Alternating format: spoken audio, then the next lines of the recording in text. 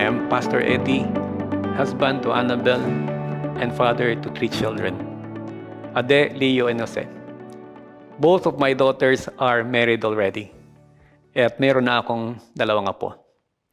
When my children were growing up, I made a mistake of spending too much time taking care of my business and too little time taking care of my family. As a businessman before, I worked hard for the sake of my family, not knowing I was actually forsaking them. Our time with our children was very limited.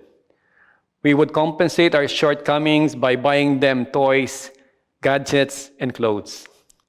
This seemed to make them happy, so I thought it was okay.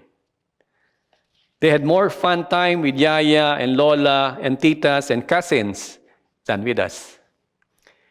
They later on told us that they would feel happier and more relaxed when they were out of the house and would feel stressed whenever we come home. But God, in His faithfulness, brought us to a couples retreat, and we surrendered our lives to Jesus. And from then on, we tried our best to follow Him. My children immediately noticed that there was something different. They started to relax around us, and slowly we introduced Jesus to them. We started bringing them to CCF Sunday services in Ortigas. And we would wake up very early to travel from Bulacan to Ortigas and make it a point to eat breakfast in McDonald's right beside St. Francis Square.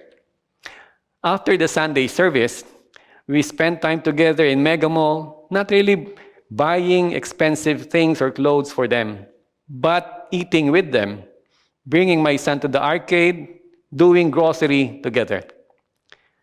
We made God the center of our family life. We prayed together, share Bible stories and lessons together. We even asked them to watch Bruce Wilkinson's VHS tapes with us. But I think what was more important were the tangible experiences we share with them on how we experience God. For example, whenever I have a struggle in the business, I would ask them to pray with me. And after that, I would tell them that God is powerful because He helped me through the struggle.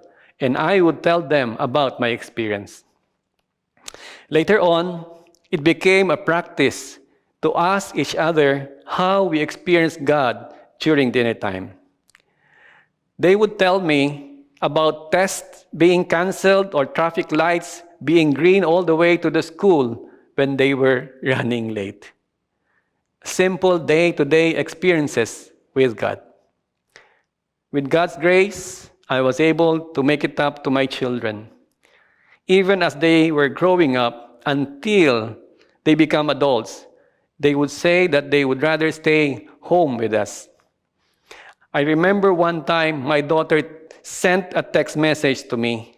Sabi niya, "Dad, tatawag ako para magpaalam sa'yo pero huwag mo akong payagan, ha?" She was being pressured by her friends to go with them to eat out after school. But she would rather go home. My children are adults now. And sometimes I neglect being intentional in spending more time with them. During the pandemic, I felt we were more busy with online meetings. My son would complain that whenever he asked me or talked to me, I was preoccupied with other things and I would not give importance to what he was saying. He is the one who would help me with videos and technical things. And that was the only time I spent time with him. I asked for forgiveness, and to make up for it, I spent days with him planning and doing carpentry works in his dental clinic to make it COVID ready. And because that was the one of his main concerns at that moment. My daughter also felt that I would only call her when I needed her to do something for me.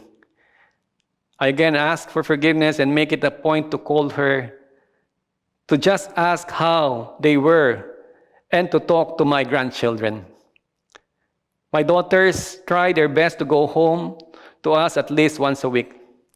Whenever they are with us, we try to make dinner special by cooking their and their husband's favorite food. This is also the time we get to talk to them and share learnings from the Sunday messages and how they experience God. God redeemed my family, and I was able to become a better husband and father, but still needs to improve. Our family story is a testimony of God's love, and God's grace encompasses all mistakes made in the past and make everything beautiful in His time, and it's all for His glory.